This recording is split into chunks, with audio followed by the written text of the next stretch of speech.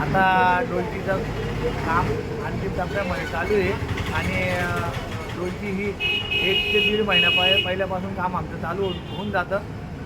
आतापर्यंत कमीत कमी 1000-1500 डोलच्या तयार होऊन गेलेल्या आहे. कशा पद्धतीने डोलची बनवली जाते?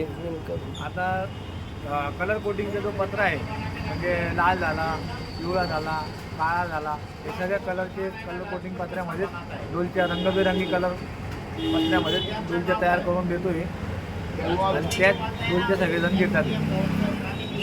बोला. माझं नाव निशांत सुरेश नगरे. माझं नाव निशांत सुरेश नगरे.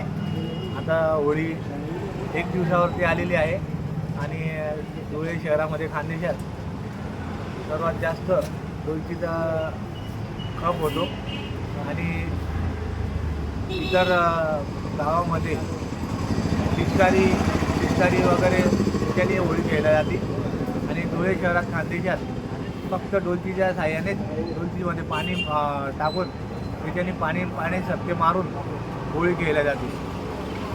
आणि आता अंतिम टप्प्यामध्ये काम चालू आहे, हँडल लावायचं काम चालू आहे डोलचीला. सगळ्या कलरच्या डोलच्या उपलब्ध आहे आपल्याकडे. कसा प्रतिसाद आहे? प्रतिसाद आता यावर्षी आहे, भरपूर प्रतिसाद आहे, गर्दी पण वाढत आहे. अजून काही बोला.